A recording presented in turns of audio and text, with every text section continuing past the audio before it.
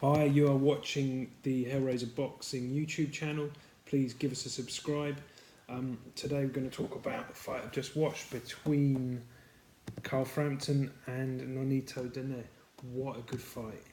What a really good fight. I mean, two guys, that's what boxing's all about. You know, two guys getting as fit as they can, getting themselves in good nick and testing each other on any given day. And I thought Frampton won it fairly decisively, but Donaire played his part, and they did push each other to the limit. I mean, there was times when I thought Frampton was hurt in there. There was also a time where, there's one point where Donaire, which is unthinkable really for him, but he looks like he's trying to sort of turn his back. I think there might have been a clash of heads just before, so he might have been sort of doing that to say, like, look at just in case he might have felt he might have been cut.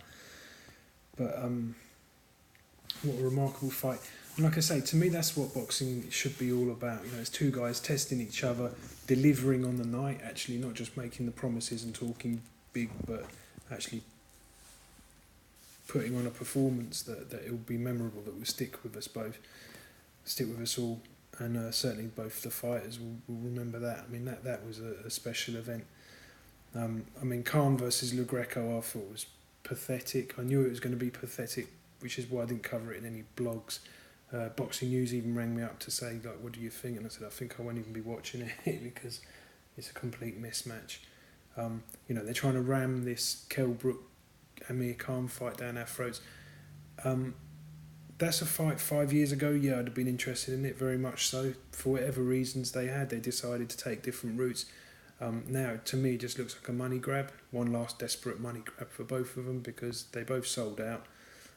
Khan boxed Canelo and Brook GGG in fights that they had very little chance of winning because of just the size difference. Like, that was a money grab, and now they've realised that the ship's almost sailed. So for me, it looks like they're going to make one last attempt at making some money. But in terms of the relevance that it has to the top level boxing, and very little. And even to me, I just got no interest in it now. I just think I'll watch it because I'm just, I'll watch any boxing, but minus the passion that I would have had a few years ago for that fight. I think the Frampton. I feel so that I even have to mention the two fights in the same blog because they're worlds apart. The Frampton fight. You just got to congratulate everyone. Frank, as a promoter, Frank Warren, you got to say, well, he really delivered a fight that people wanted to see. And the fighters, of course, Frampton and Donaire, they both dug in, and anyone that watched that fight will never forget it. Will just remember the seesaw battle that ensued, and the fact that that they both hurt each other. They both took each other into the trenches and took each other to the limit. So what more can, as boxing spectators and fans, what more can we ask for? Nothing, I don't think. That's what it's all about.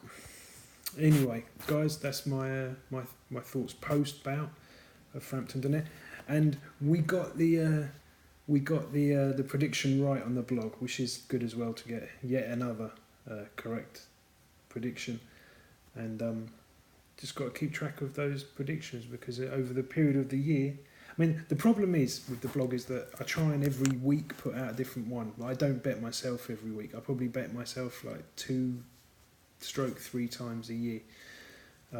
So I wait for the really big opportunities. But Groves Eubank, I had a massive punt on, and this one I didn't. But I did feel, as you saw in the prediction, that Frampton would win on points.